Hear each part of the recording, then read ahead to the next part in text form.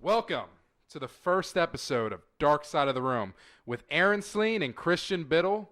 Today, we will be talking about anything we feel like talking about. That's pretty much what this is all about, right? It's our motherfucking podcast. If we want to talk about donkey dicks and balls, we'll fucking talk about it. That sounds like a good subject we will get into later, but right now, what's going on, man? How you doing?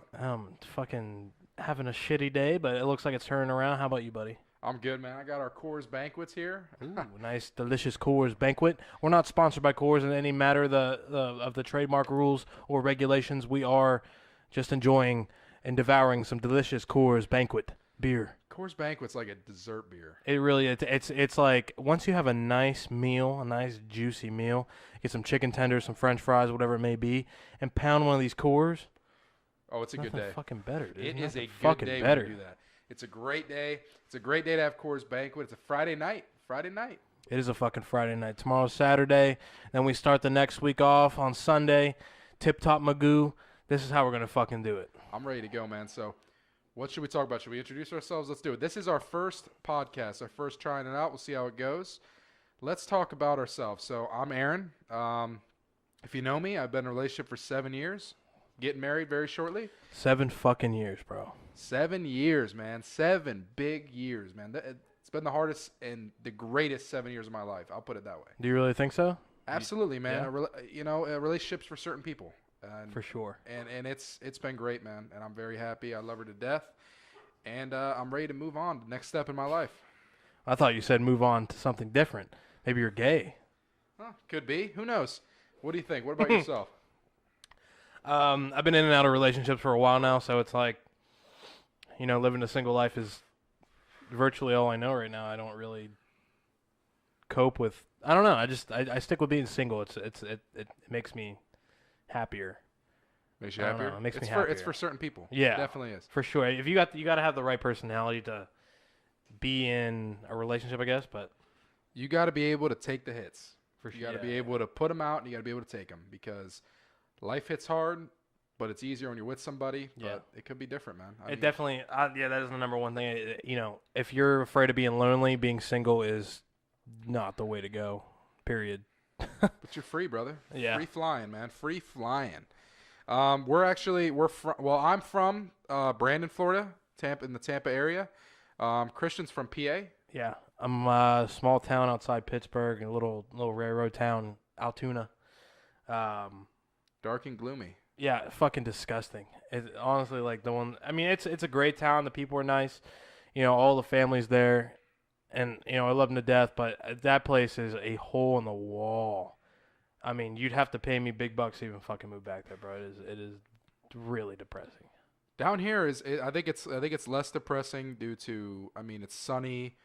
There's beaches. It's beautiful, man. I mean, Florida is a beautiful place to live. I mean, it's probably why you're here now. I agree. Yeah, it was definitely a reason my parents moved down there. I mean, it's just the winters. You got to think it's snowing until March, April, and you get a couple months of sunshine, and the rest of the year is depressing and fucking disgusting. So it's nice to get out of there, and I go back and visit, but it's not something that I'd probably ever go back and be a part of anymore. I don't think. You know what? Really, I watched the movie The Deer Hunter with Robert De Niro, and honestly, it takes place in Pittsburgh, Mm-hmm. and it is exactly how you describe it. I've never been there.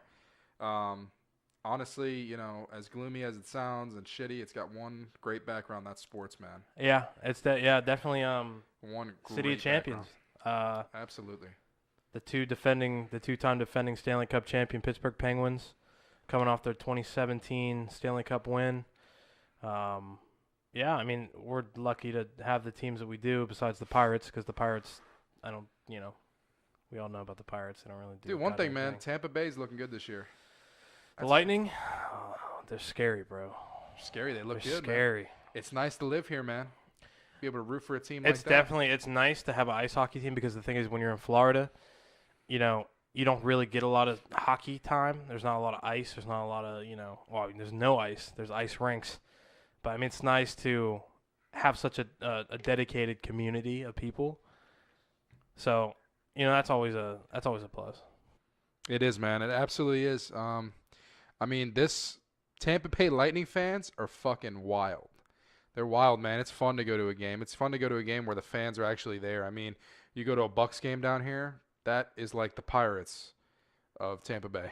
Yeah, dude. It's well. The thing, what I've noticed is like the Tampa Bay Lightning. Like you watch a game of hockey on television, they're always sold out.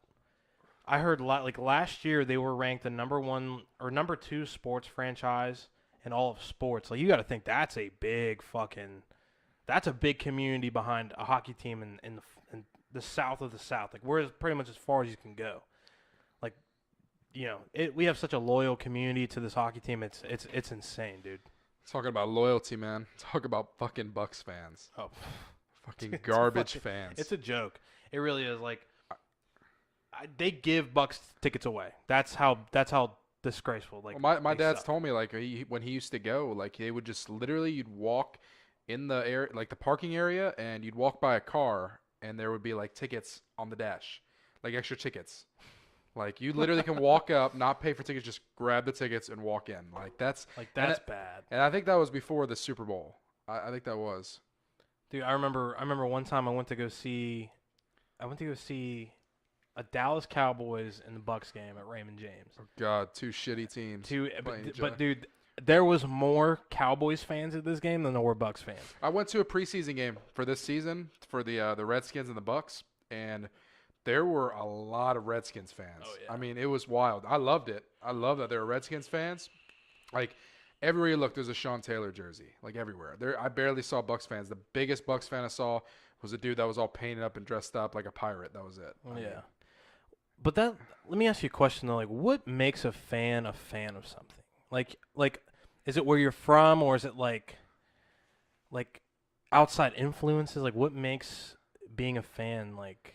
You know what I'm saying? I would say, you know, being I'm a Redskins fan, and it's basically from having a dad and a brother that are fucking loyal fans to that team. They've seen it thick and thin. My dad grew up a Redskins fan, so. You know, my brother Scotty grew up as a Redskins fan, and it's loyalty to a team. We're not from Washington, D.C. or Maryland, where the stadium is, but it's just loyalty, man. I mean, you've seen it's like the Bucks. Being an actual Bucks fan, even though they're one of the fucking worst sports teams ever. Second worst sports franchise in history. Yeah, absolutely. And being a fan is loyalty. It's through thick and thin. I mean, we got somebody at work that, you know, he was a fan of like 2 other teams, and then of the Dolphins, and then all of a sudden he's a fanboy of the New England Patriots. And you know what's funny? Isn't that the same division? That's the same division, and like it's like me as a Redskins fan. Like, oh, the Redskins aren't doing good, and the Cowboys are the franchise of the fucking last 10 years. I guess I'll just be a Cowboys fan. That's pathetic. I mean, that's what a lot of Bucks fans they end up becoming after the Super Bowl. Yeah. You know. You didn't really Bucks fans weren't really on the map until like they won that 2001 Super Bowl. Yeah. With John Gruden, and then everyone got the Chucky dolls and putting them on the back of their trucks, and it was such a big propaganda push. That's so sad. It was like it's one of the most pathetic things. But you know, it goes hand in hand. Like you see a lot of like diehard Pittsburgh fans, but then you see Pittsburgh fans that only like them because they win Super Bowls. But you're gonna have those bandwagon fans. Oh yeah. You know, I'll give one thing. The worst fans to me are Philadelphia Eagles fans, but they got some loyal fans, man. For being the shittiest fans in the NFL. No offense. If you're a great Eagles fan, you know, do your thing. I'm happy that you are an Eagles fan. I'm happy for any fan of any franchise, but you've had some bad fans. I mean, it's trashing your stadium fans. It goes deeper than just like football, like hockey and basketball. Like, not only like have you guys literally threw snowballs at Santa Claus, the owner, I want to say it's the owner of the Flyers died. Yeah, that was the Philadelphia Flyers Yep. died. It was a game last year. No, it was a game 2 years ago. It was the 2016-2017 season. Or no, 2015-2016 season. And you guys were playing the Washington Capitals.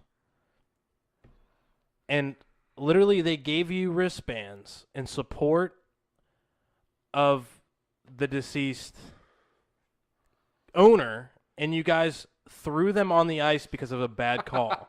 Literally, the entire ice was covered in wristbands. The players, Alexander Ovechkin and the rest of the Flyers team, were like literally looking in the sands, telling you guys to stop, and you continue to throw trash onto your ice. I'm sorry. I'm a Pennsylvania native. I was born, spent most of my life in Western Pennsylvania and upstate New York. You guys are absolutely the worst sports fans, bar none. There's nothing. There's like none compared to you guys. Literally destroyed your city after you won a Super Bowl. Not even that you lost. Like if you lost, okay, I get it. You won it and you still destroyed your own city. Dude, I love the memes for it though. I love it. I mean, I think it was worth it just for the memes. Like the It's Always Sunny fucking the memes. Always Sunny video. Yeah, that was the best. It's fantastic. I mean, why destroy your city? I don't know. I think the city has been shit on by so many people for so long that now they feel like that now they have the upper hand. But I don't get it. Like, yeah, you have the upper hand, but like, what are you gaining? I'm happy for the players.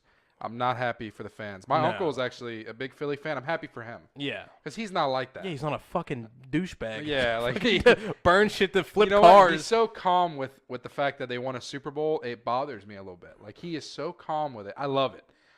Like he's happy, but he's not like crazy. But he's not a prick about it. Like He's not. I love it.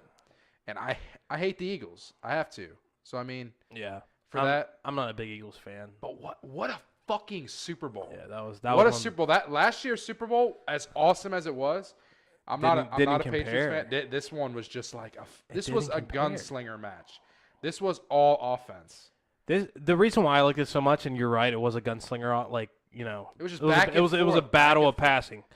But what I loved about it more than anything was it was an underdog story. And as cliche and cheesy as it sounds, it was almost like a Rocky movie. You're watching a team that got beat down,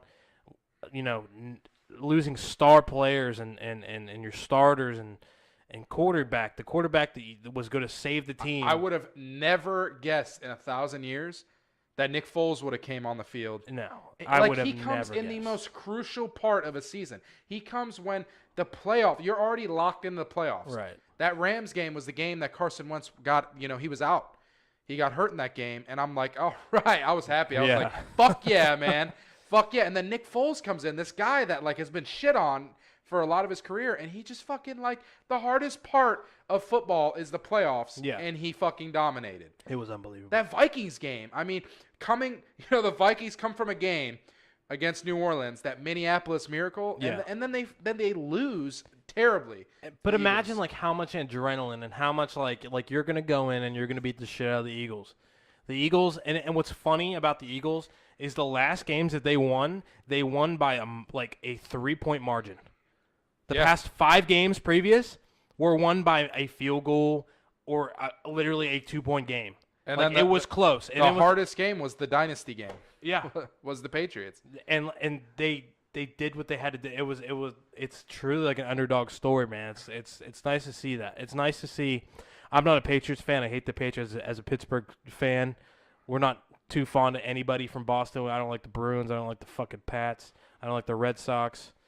So seeing the Pats lose was fantastic. It was the best thing you could fucking ask. You know what, baby? That's NFC East for you, and my Skins are coming for it. I think combined, you guys have the most NFL titles of any team. Combined, yeah. What is it? I think the Giants have 4. The Eagles have 1. The Cowboys got 5, I think, and the Skins got 3. They got 3 Super Bowls, so it's a great division, man. It's very interesting. It's one of the most talked about divisions. I mean, you talk about the Cowboys, you talk about Zeke and Dak, and then you go over to right now the Cowboys are dealing with Dez Bryant, stupid. The Redskins are dealing with Kirk Cousins. That is the biggest talk, like one of the biggest talks on like ESPN, NFL. That's a huge thing. What else? We got the Giants. Eli Manning getting benched this season. Yeah, that was. I was not expecting Eli to get benched. I mean, I think. All right, we can look at it both ways. We can look at it as disrespectful. We can look at it as that they were doing awful with him. He wasn't getting anything going. But you also got to look at his receivers after Odell went out, I don't think they would have had a good season if Odell was in it anyway. Yeah. I think they had a decent season last year. They get to the first playoff game, they lose. I mean, they go to the playoffs at least. But then this year, every receiver, man. I mean, we played them twice. The Redskins played them twice, and they were dropping passes. And I can relate to that on a level of my offense had nobody to pass to. They just didn't. The thing about the Giants is once you take out Odell Beckham, that's sad. Like that was it. That's all you got. You really don't got. And that then what much did else. they have on defense? Jason Pierre-Paul? Like you got nothing. Yeah. And especially this day and age of football, it's not, the defenses aren't the powerhouse. You're talking about offensive powerhouse teams. You got to have a defense to compete. And what's crazy is now it's all about speed. It's not about power. Right. Like back in the day, my dad's time was like, and not even just my dad's time. This wasn't not too long ago. Power backs. Now it's like you want Jay Ajayi from he was in Miami. Now he's with the Eagles. It's about speed. Yeah. It's about like Zeke. Zeke, honestly, as much as I dislike him, he's like half a power back, half a speed back. Right. But like, who am I thinking of? Like, just it's all about speed now. Yeah. It's not about fight for it. It's a whole different game now, man. It really is. It's all about like they're passing. so athletic anymore. Like you look at old-fashioned running backs and fullbacks. They were big boys. They were, man. They were the bowling balls for the team. And you can use them as fullbacks. Yeah. Yeah.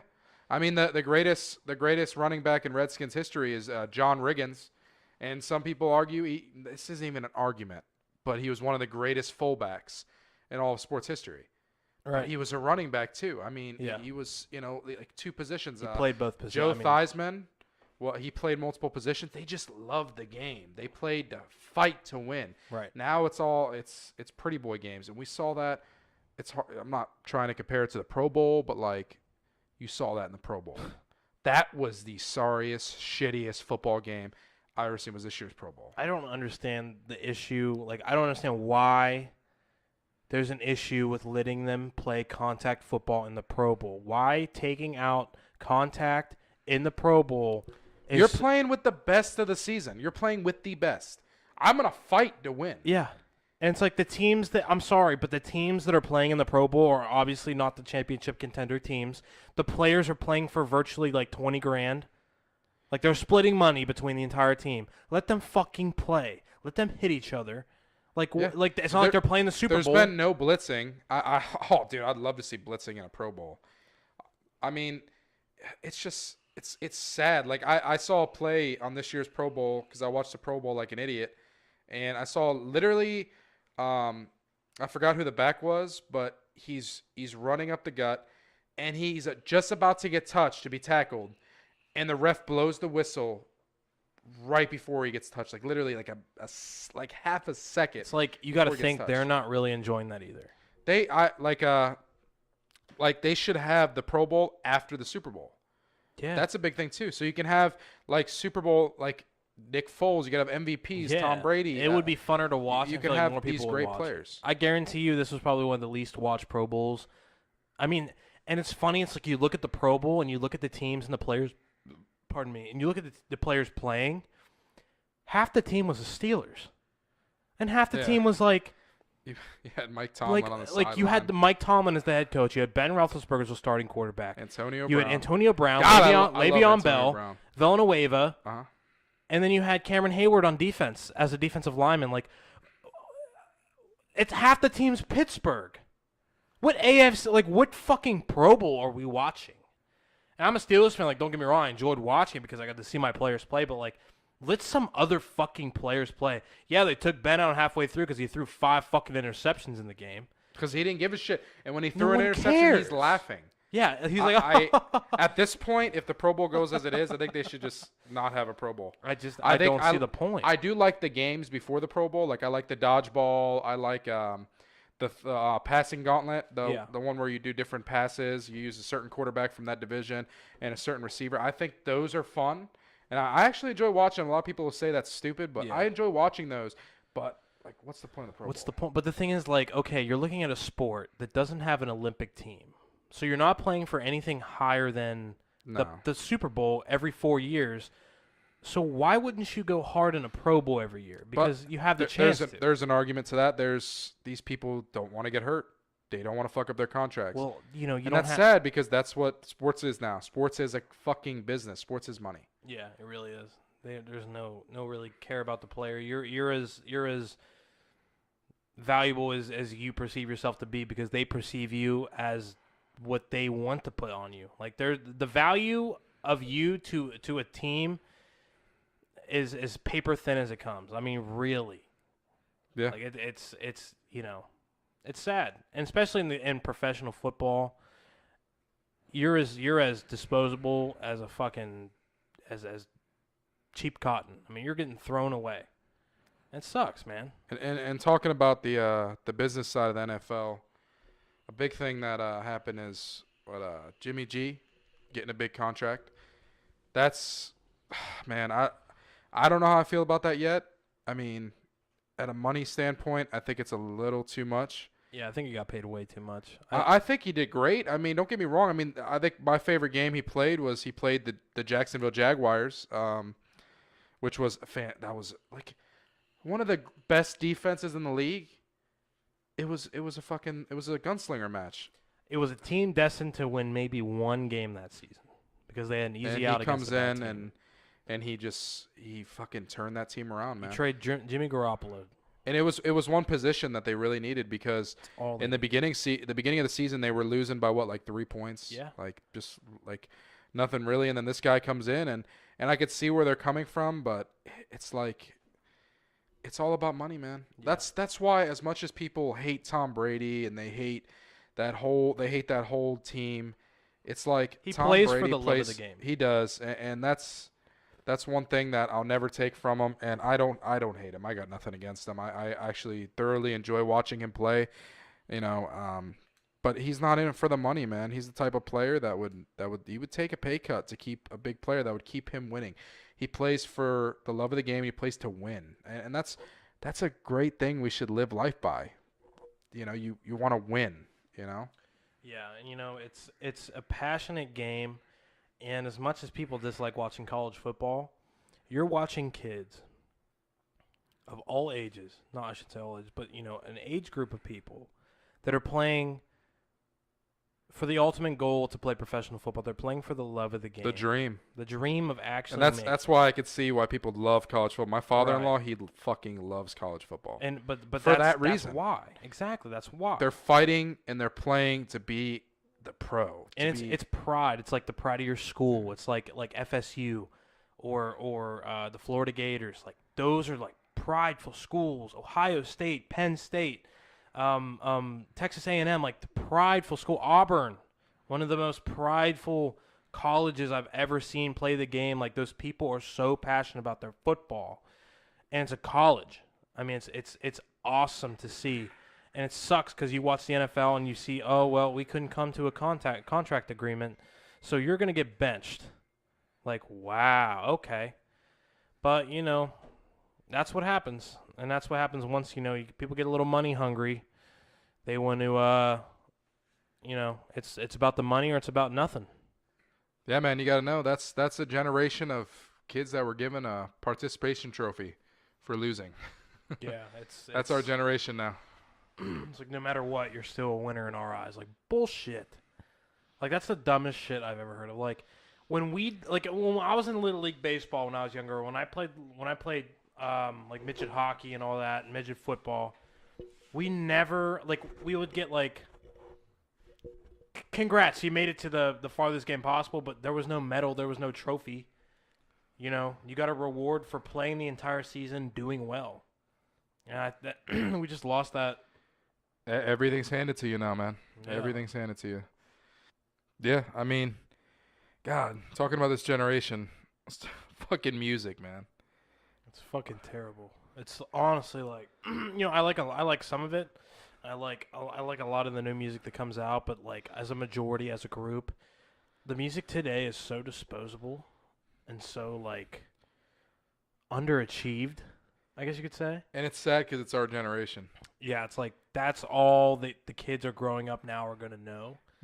Our kids, this is gonna be like our generation's worth. Like my parents' generation was like good shit. Like our parents' generation was like Queen, Guns N' Roses, like all this great music. I mean, like Pink Floyd, like oh my god, yeah. my father showed me Pink Floyd when I was younger. I was like, this is life changing. It really was because music back then like had meaning behind it. Now it's about just fucking guns, fucking, and drugs, man. About pussy, money, weed. Pussy, money, weed. It's all a nigga need. Yep, that's exactly what it's about now. Shit's about, man. It's fucking garbage. It really is garbage. I know, and I'm gonna stick to the oldies, man. I'm gonna stick trying to keep them alive, man. It's gonna be hard when my kids start to grow up, and I'm trying to show them shit that's 40, 50 years old, man. I don't even know, to be honest, I don't even know if I'm gonna want to show my kids what music was like now. They're gonna hear it though. They're gonna know it. I'm just embarrassed. Like, imagine like showing your kid Lil Pump, or Lil Uzi. Like, what the fuck, man? if my kid, okay, to be honest with you, if my kid comes home listening to that shit, I'm gonna whip his ass. Yeah, like I'm all down for hip hop and rap. It's not just about hip hop and rap. It's just about anything, man.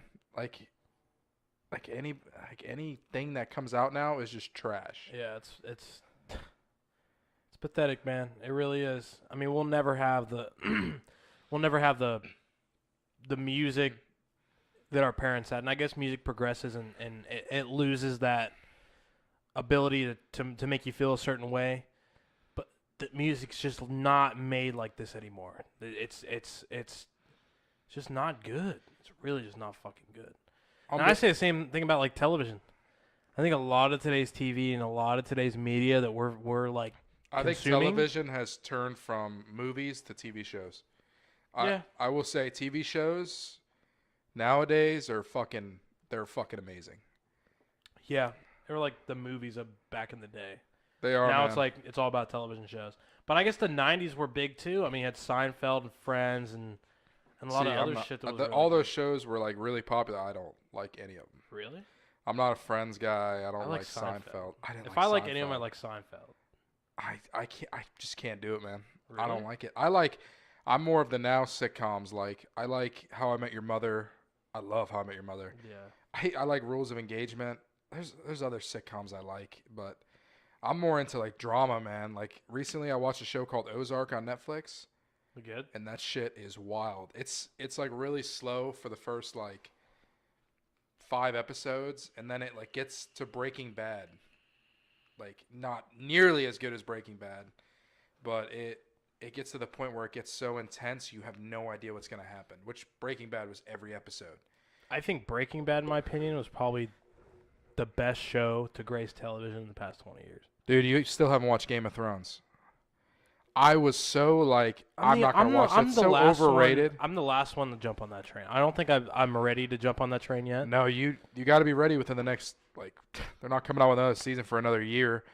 They're taking like a 2-year break, but you got to get, oh man. So is this like their last season? Yeah, it's going to be their last season. It's going to be, from what I've heard, I could be wrong, 6 episodes. They're going to be like feature-length episodes. They're going to be like an hour and a half to 2 hours. So like movies. Yeah. That show's like fucking, every episode's like a movie. That's like, fucking it's just, crazy. it's so good, man. And it's like one of those shows that I wouldn't think I'd be into. And I tried the first like season, like the first couple episodes, like 3 times. And finally my sister told me, she's like, you got to just keep watching. You got to push through it. And like, I kept watching. Is it one of those slow starting shows? Like you really got to get into it? I guess like coming into it, you can look at it that way. But when, yeah, it was slow for me because it's a character builder, because you gotta learn the characters. That honestly, characters from the first season, they end up like some of them, because a lot of like people die. I mean, like it's one of those shows where, oh, you like that character, I'm gonna chop his fucking head off. Like it's that wild. And so you're losing like main characters, so it's always drama. Man. There's always drama. There's always something. And it introduces new characters perfectly. Like, you actually care about these characters, and if you don't, you hate them. But at least you, like, there's a reason for them to be in the show. There's a reason they're there. They're, like, great actors. like The Walking Dead. I don't know if you ever gotten that show either. I've seen a couple episodes, but I think it was too far in for me to start. That's what a lot of people say, and honestly, don't even start. It's at that point, man, where I haven't enjoyed it. They're on season 7 or 8 right now. I stopped watching it. Like, It's like repetitive, like stupid it's the same shit. thing, bro. It's they find a new safe haven. There's a bad guy. They lose that safe haven from a herd of walkers, and then they go to the next one. And then there was literally like the last good season was 3 for me. That's my opinion. Now 4 was good. I'll be honest. 4 was okay for the first half, and the second half of 4 was just them walking. It was like the Lord of the Rings of the fucking series. It was just them walking for a half a season, and it was so boring. And they put in filler episodes because they want 16 episodes to get as many viewers as possible. Yeah, they want enough content so everyone fucking Exactly, watches and it's all filler episodes. And honestly, at this point, it's not worth it. It's not worth taking the time to it. Yeah, watch. it's not worth like the investment of actually getting into a show like that It's- because like at the end, like there's no end of the rainbow. It's just kind of like There is. I don't even see where they're gonna go with it. How are they gonna end a show like that? Like they don't find a cure. It's gonna. I guarantee you, it's gonna come abrupt because the show's gonna get canceled. from what I know, I feel like the show's gonna end up like everyone's just actually dead. Everybody already is dead in the show. Technically, everybody. When you die, you turn into a zombie. So like, if you don't get bit, the infection is airborne. So like, everybody's already a zombie. Like, I just don't. I don't get it. I'm not into it. I used to really like it. It was the first show where I actually watched on TV from, I think the first or second season. Like I watched it religiously every Sunday, and it has gone to shit, man. See, like I feel like none of the shows nowadays will ever compete with like I said, like Breaking Bad. Prime example, like every show they had, like left you on your feet. Dude, even the one episode everybody hates, the Fly episode, Fly, yeah, like was the fucking great. I loved it. And there was still something about it that made you want to watch it. It being Breaking Bad, like it's. I put that next to The Sopranos.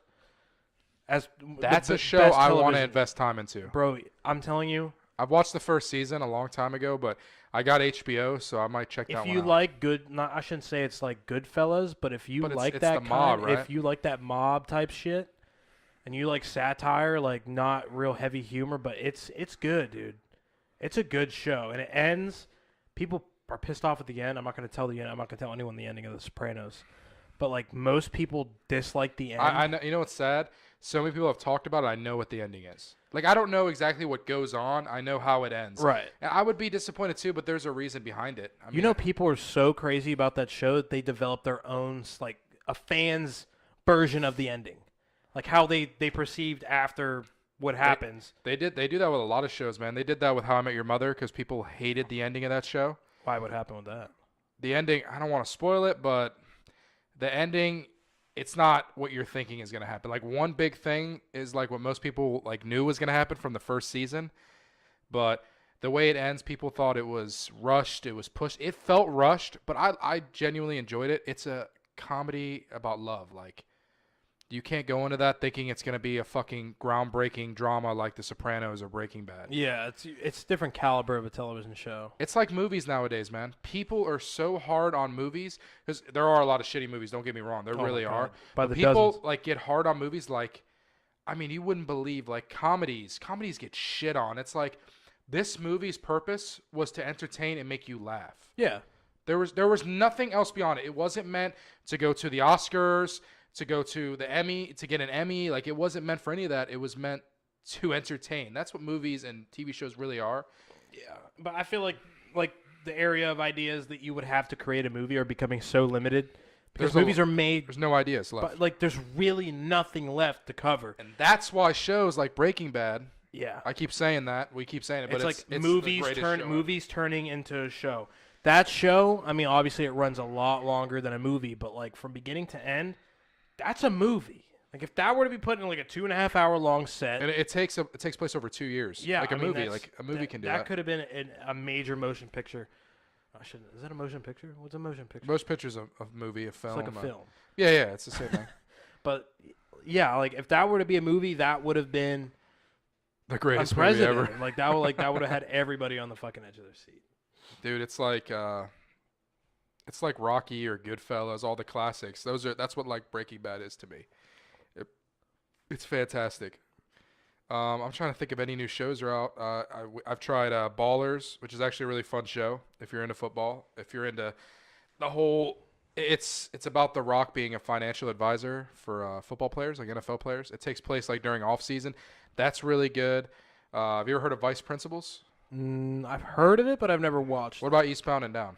Yeah, yeah. Oh, with, Okay, so what's his name? Danny McBride. Danny McBride, dude, he is the fucking man. He plays, and I complain about this with movies when like an actor plays the same character, but like he does it so good. I don't want him to play any other character. He is the perfect asshole. But like when I think of him, I only think of him from Eastbound and Down. Me too. But like Vice Principals it's the same creators of Eastbound and Down, HBO show, just like Eastbound and Down, but it's not as good. It's only 2 seasons. Yeah. I don't know why they only did 2 seasons. I think it wasn't canceled, but it was intended to be like a movie, I think, originally. And it is fucking hilarious. I mean, HBO kills it, man. They don't have a lot of misses for me. No, I mean they got Game of Thrones, Eastbound and Down. No, not Eastbound. Vice Principals. Eastbound and Down. Vice Principals is on there. What is it? Deadwood was on there for a long time. What else? The Newsroom with Jeff Daniels was really good. That was only 3 seasons. Didn't they have something with Louis C.K. on? I thought they had like. It was like a. Or was that his internet movie he made? Or No. He had an internet show. It was called Horace and Pete, but he had. All right, so he has a show called Louie on not Netflix. It is on Netflix like if you want to watch it. Or something. It's on FX and it's awesome. Yeah. It's not canceled, but it's like on like a hiatus. Like he took a break from it, like Curb Your Enthusiasm. But that's on FX, and then he had Lucky Louie. That was on HBO. That was like a sitcom, like him with his wife and daughter in the show, and it was really good. It only had 1 season though because he didn't want to continue doing sitcoms. Yeah. So he went over to Louie, and then after Louie, he put out a show called Horace and Pete, which you can watch on I think Hulu. Yeah. It's a good show. It's really depressing, but it's a good show. You know what really sucks about the whole Louis C.K. thing is like all of his convictions and stuff like that weren't recent. It's happening with everybody now. I mean, the whole thing with James Franco, like apparently it came out that he was like sexually harassing people.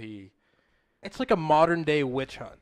It's like it's like Salem. If like the Salem witch trials were in 2018, 2017, bro. Like, okay, first of all, like the whole Louis C.K. thing happened, from what I understand, over 10 years ago, or over 15 years ago. I think there's some that have happened recently too, apparently. But the one he was particularly like the one that really sealed the deal for him was the one where he's like whipping out his dick in front of older women and pretending to jerk off. That's horrible. I don't mean to laugh at that, but it's just like. Yeah, but the thing is, it's so like it's not the worst thing you could do. He brought them into like his hotel room. Yeah. And he jerked off in front of them. It's like, I'm not a woman, so I can't really go on that part of like what I would do, but like what I would do, I would walk out if I didn't want to be there. I feel like you know what you're getting into with Louis. You know what I'm saying? If you watch any of his stand-up, you know how he is. Well, there was a segment that he had on one of his other stand-ups where he was talking about like everyone's a pervert. Like that was one of his skits. It's true. He talks about the male mind. Yeah, but you got to think like, okay, there was a point in time when he was rambunctious, probably wasn't married. You know, girls are probably all over him too. 40, 45-year-old women that think he's funny. Like that's his target audience. That's the people that he's going for. I just that's why I can't really. I'm not mad at him. I'm happy what he did because he stepped away from everything. He completely he's like, you know what? I'm gonna let the media and the business run their shit. And you know what he did from doing that is no one talks about it anymore. It's not like all these other people that get brought up. He's letting it die out before he comes back, which sucks, man, because I love Louis C.K. Like he's probably the funniest stand-up comedian out right now. He's right now, absolutely. He's up hysterical. there, bro. But he's the modern stand-up comedian. Like he's not Richard Pryor of stand-up comedians or Eddie Murphy by all means, but he's like he says what people are thinking. He has no filter. That's what I like about him. He doesn't give a fuck. It's like I like Bill Burr. You ever watch Bill Burr? He's great. Bill Burr. I put Bill Burr and Louis C.K. like both their comedy and their style comedy is so similar. It's so realistic and so like personal experience comedy. You know, you look at like what's his fucking name, Kevin Hart. I can't stand. Kevin Really? Hart. I like Kevin Hart, but he's kind of overrated. Yeah.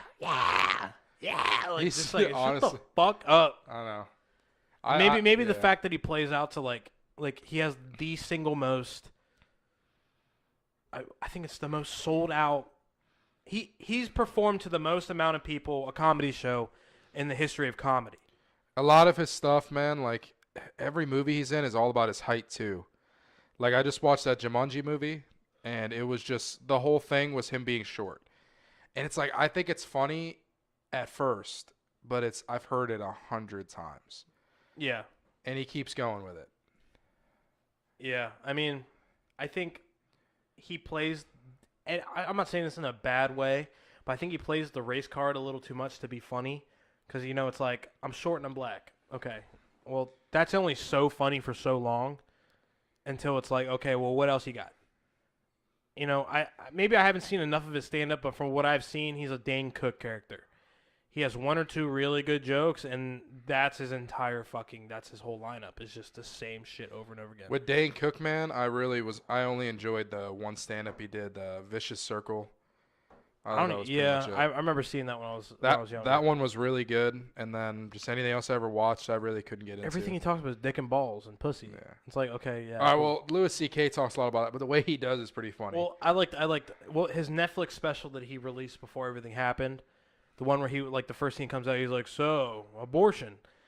That kind of spontaneous humor, that, like, shock humor, is so funny to me. I don't know what it is about it. That one was a little too. All right, I don't like saying too dark, but it was just kind of like it was dry, man. It sounded like he like rambled on. It kind of did. It didn't flow like his old stuff, like hilarious. That's my favorite stand up that I've ever seen. The one where he's talking about he's like I was on an airplane one time, and the guy next to me was complaining that the Wi-Fi wasn't working. Yeah. He's like we're in a chair in the sky. Yeah. He said, if you were to do this, like 100 years ago, you would have died of famine and fucking malnutrition and all that shit. Like, he's fucking hysterical. He is, man. He talks a lot about, like, I truly believe the situations he's been in. I believe the situations he's said in his stand-up more than I believe Kevin Hart's situations that he says in his stand-up. Yeah, for sure. Like, I'm thinking about what comedians? There's really not a lot of good comedians that like stand-up comedians for me. I'm very picky about them. I like Joe Rogan a lot. I think his stand-up's fucking hilarious, man. Joe Rogan, in my opinion, is like he's not like an A-list celebrity, but Joe Rogan is so popular with the younger people and so popular with he's down to earth. He's the most down to earth dude alive, in my opinion. I mean, like, he's so like his viewpoints and everything. You listen to the podcast, listen to the Joe Rogan Experience. He's funny, he's entertaining. He'll get into some serious subject matter too. Oh yeah, and talk like he's for real, man. But then he'll have like Alex Jones on. Alex Jones here. Is that the guy from The Longest Yard? No, which one? No, which one's the guy from Longest Yard? He's like Italian. That's Joey Diaz. Dude, he's fucking hilarious. He's fucking everything he says. He's funny, man. That's one of the funniest people I've ever. Oh my god, man, he's great. I love it when he's on his show. But no, Alex Jones is the. I think he had a show on Fox. But he's the crazy guy. They always make the memes about him when he's like look, the end of the world's here. We're in basically a space-time continuum. And Obama, he's had 3 different last names in the past 5 years. He's that kind of guy. He's like, that's a fake birth certificate. He doesn't have a real birth certificate. Alex Jones is funny as shit. I mean, if you take him seriously, there's probably something wrong with you. But he's funny. And if you don't think he's funny, you need to double check yourself. Because that's just a funny fucking dude. That's the humor we need nowadays, too. Yeah. Everything is just... Everything's so serious. Social media. So serious. I mean... This president election was all social media for me. And I'm not saying our president makes it any easier with Twitter and being on social media, but like everything anybody learned about politics this time around was all social media, man. It felt like a talent show. Like it felt like it really was just did. One person trying to outdo the other with a comment. Yeah. Which, I mean, I guess that's how presidential debates are run. But, like, it really seemed like it was who has the better comeback and who's going to make people go, oh, my God, I can't believe he said that. It's like, okay, but where's the nitty-gritty, like, down to the bone discussions that need to be talked about? It seemed like the entire thing was just like a yo mama contest. Like, it was like, you're racist. Yeah, okay, well, good one. You're also a liar and a criminal and a killer. And it just went back and forth, and it was just, you know. I hate, like, when people, they start, like, and, yeah, by all means, I don't know much about politics. It hasn't affected me yet in my life. I'm 22 years old, so politics aren't really affecting me yet. So I don't really have much of a say in it, but I don't like it. And I have people that I have on Facebook that right when they start talking about politics, I delete them. They have no idea what they're talking about at all. And it's annoying. For sure. You get people a platform to speak on, and they'll say whatever shoots out their mouth because they feel like their opinion matters. The more likes and shares they get, that's all it is. Makes them feel good. It makes people feel good to get a like on something or someone to share your stuff. That is so sad, man. Like, there's no genuine good feeling of doing it. Like, that's why I feel like depression rates are so high. It's because people are so focused on social media. That's where school bullying comes into play, man. Yeah. Everything is on social media, and we got like the end of it with high school. I was glad that I didn't grow right up when with it cell started phones. building up. Right. Yeah, we didn't really grow up with cell phones. We got a cell phone middle school to high school.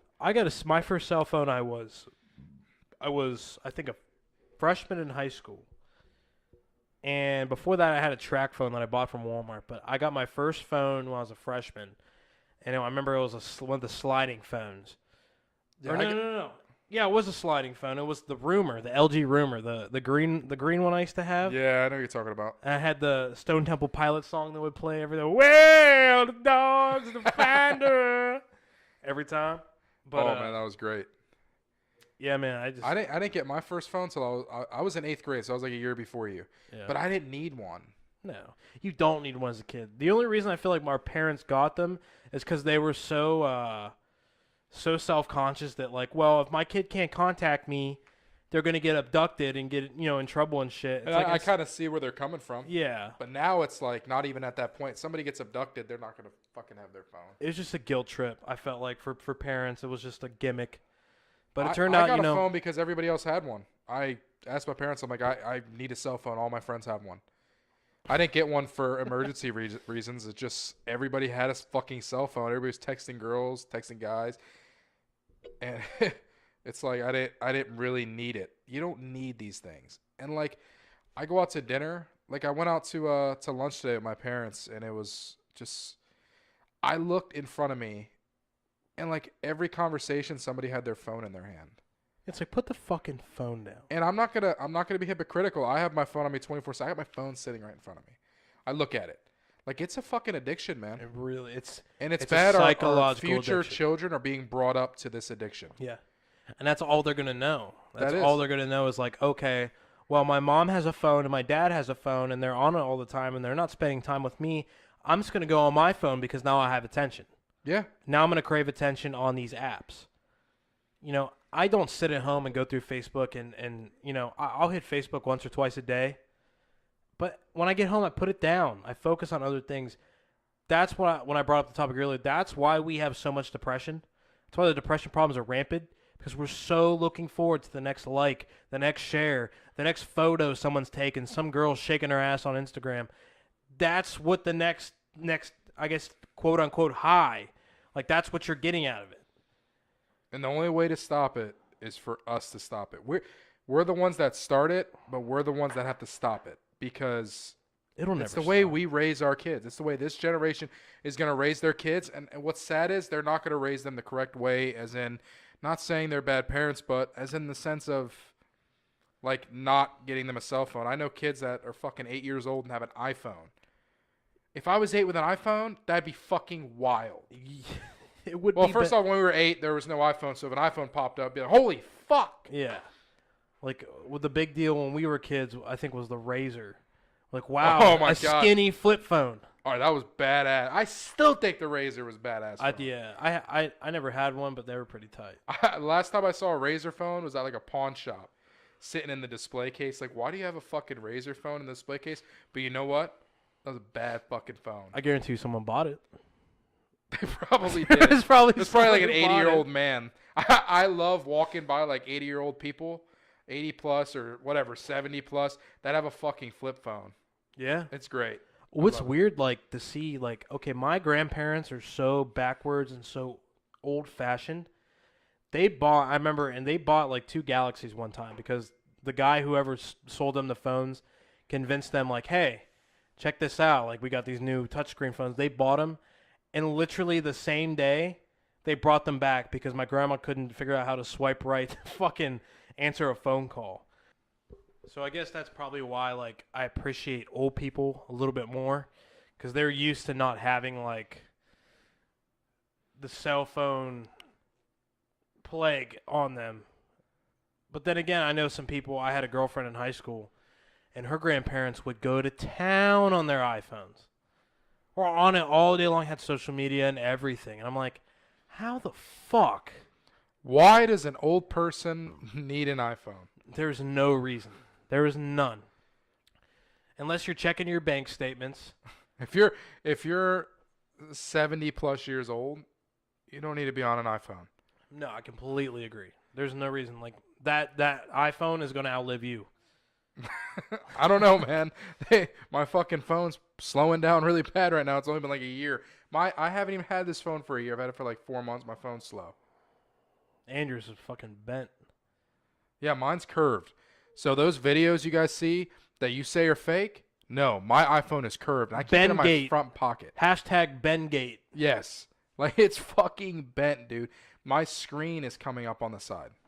Like, come on, man. See, bro, you gotta quit wearing skinny jeans. That's what fucking happens. Yeah, I'm wearing when big skinny boys jeans. like us wear skinny jeans, our phones fucking Look, bend. I'm wearing fucking Levi's, okay? They're a little tight, but I'm not wearing no baggy Levi's, okay? No, I can't stand baggy jeans, dude.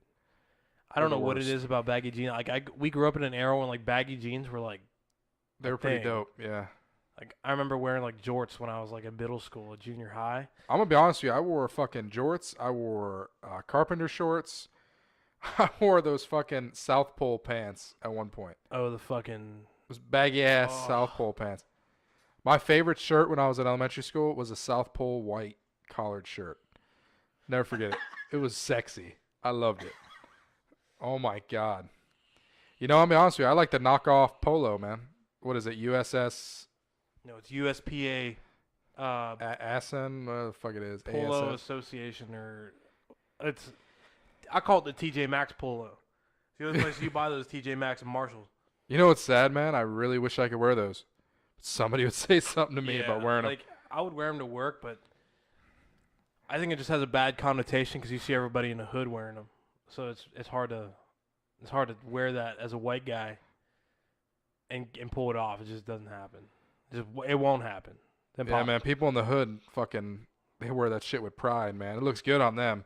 It don't look good on a couple white boys right here. Yeah, well, remember Jamie? Oh, Jamie, Jamie yeah. wear the shit out of USPA. It looked cool on him. He didn't give a fuck. Oh, dude, I love kids like that, man. Yeah. When we were in high school, because when we were in high school, it was about like, what am I wearing today? I don't want to be embarrassed. When they didn't give a fuck. Dude, and that's what made them cool. Isn't that shitty though? How like we were so focused on how we looked in high school that like that's what consumed our minds. Like. What's sad is, I had a fucking afro in high school. You fucking did. I did. Like, I'm talking about how I cared about how I looked in high school, but I had an afro. If I could go back in time, I'd show up with a fucking electric razor and just come up behind me like Jackass and just zzz over my fucking head. It was that bad. But I feel like, okay, like, I'm not going to get too deep on it, but I feel like your hair is different now than it was in high school. Oh, it's thinner. I'm losing my hair. I'm getting old at 22 years old. Yeah, but what I'm saying is, like, your hair is not as curly as it used to be. Because even now, like, if you were to have that haircut in high school, it would have been, you would have been getting wings already. Like, you would have been getting the curls. I'm the same way. Once my hair reaches past, like, an inch long, bro, I might as well, like, I fucking fly through the fucking air with my wings. Dude, my hair has changed twice now. So my hair when I was a kid was straight. like pin straight, beautiful, perfect straight hair, and then like it turned. I shaved my head one time, and it grew in curly, and then I started getting like really short haircuts, and now it grows in like straighter. Yeah. It's crazy, man. Yeah, There's probably a big thing that people know, like a scientific thing that we just don't know because we're idiots. But yeah, we had never looked into. Like, I don't think I've ever searched why my hair's curly, or like a way to like counteract curly ass fucking hair. yeah, but if we search that, we're gonna find out we have cancer. So I mean, you search anything now. You I got a search it up, pimple you on my guys- nipple. You guys are faggots. You have cancer. like my fiance will like look up something. She's like, oh my god, I got this red mark on my hand. And I'm like, don't look on Google. And then she looks on Google and she finds out she has 3 different types of cancer and she's dying in 2 months. That's the worst possible thing you can do to What's that yourself. website? Medical MD or some shit like that. Fuck, if it's bad like that, I'm never WebMD. going on there. It's like, oh yeah, I'm gonna take health consultant or consultations from a fucking website. I'm gonna figure out why I have these fucking problems, and they're gonna tell me I'm fucking dying in 20 hours. Honestly, man, even doctors are sometimes not accurate. Like, No, definitely not. like I've had family members that have had to go to like, and people that I know that have like had family members or where they have to go to like 10 different doctors to find out that they have something. Yeah. This fucking sucks, man. Like, Yeah, that's the shitty part. You spend so much money on it too, just to find out like, oh yeah, it's all bullshit. By the way. but you like- do have cancer. Yeah, but do. you You're gonna still die. do have cancer. Everything else you don't have, but you still have cancer. Yeah, Oh, the medical business, bro. it's all about money. That's This podcast has been a lot about money. yeah. Life is money. I don't care what anybody says, but money does bring happiness. I think it does to an extent. I really do. Do you really? Yeah, I think if I had some money right now, and this might just be because of credit cards, but if I had some money right now, I'd be pretty happy. Yeah, but I think being broke makes you humble. It does. I say that, but when you're rich, there's not really much to go for. That's what it's like. I saw a study. It was in between. Like if you make $100,000 a year to $1 million a year, there's really not much of an emotional change. No. Like once you get past $1 million, like okay, you have the money, but what else do you have? At $70,000, I feel like you'd be comfortable. That's almost the perfect like salary for anybody. I feel like is $70,000. It teaches you to be humble, teaches you to manage money, but on top of that, it gives you money and gives you the freedom that you don't have to something worry. work for. Right. Like being broke, you're working for something. You're working to succeed. When you're rich and you have it all, and this is coming from somebody that's not rich, but when you're rich and have it all, do you really have everything? Yeah, What's to work for at that point? I think that's More money that you don't need? Yeah, for sure. No, that's what happened.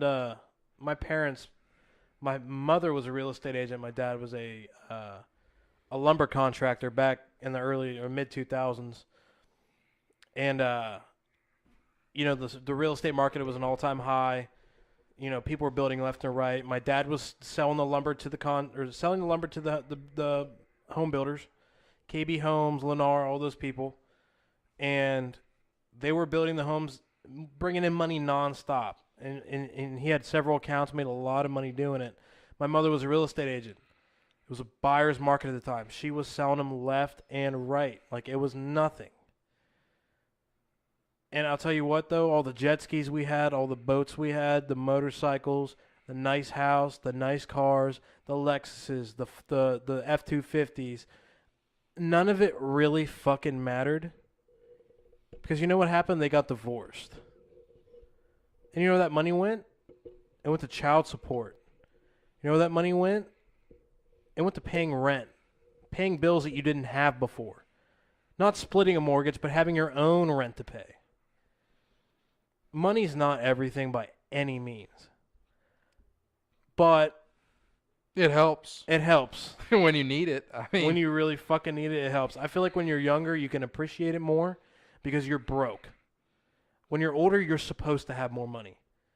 But when you're young and having, let's say you have 20 grand in your bank, do you understand like the depression and the trials and tribulations that a young man or a young woman goes through and they're in their early 20s and mid 20s? You are fucking poor. And I'll be honest, I love where I'm at because it feels good on your birthday when you get a $25 gift card. Yeah. I don't think if I was making 100 G's a year, I don't think You wouldn't appreciate it. yeah, just You'd like, be like, $25, okay, you wow. cheap fuck. Thanks for the J.C. Penney gift card, Mom. I'm going to go buy some Arizona shorts. Yeah. Like, you appreciate it so much more because the necessities aren't given to you on a daily basis like you were when you were a child. You didn't have that stress of purchasing and buying new things. You know, it's different, man. It's different. Definitely being in your early 20s and mid 20s is definitely a hard time. It's something that you got to work for and work through and strive and you just got to achieve. Dream big and work hard to get where you're at. That's how you got to live life, man. I know so much. I'm 22 years old. I really don't know that much yet, but we don't I know enough. jack shit about jack shit. But hey, I think you guys have probably had enough hearing us. It's been about an hour. We're probably going to sign off, but this has been awesome. For anybody that listened, anybody that cared, thank you. We appreciate it. I love ranting and talking. I think it's fun. This is the first bit of content from us, and don't expect it to be the last. We got a lot more coming at you, a lot more coming this year. It just started 2018. We got a lot of time on our hands. We got a lot of content to bring you guys. Be looking for a future YouTube channel, camera, everything on the works here. We got the whole studio here. Be prepared if you want to follow us on Instagram. We're going to leave the links below. Check everything out. Don't be afraid to hesitate to reach out and talk if you want to get to know us. Say anything you want, man. I was really enjoying talking to you guys today. Yeah, but like Christian said, anything you guys need, you can always hit us up. But this was Aaron. And this is Christian. Thank you for tuning in to Dark Side of the Room. Because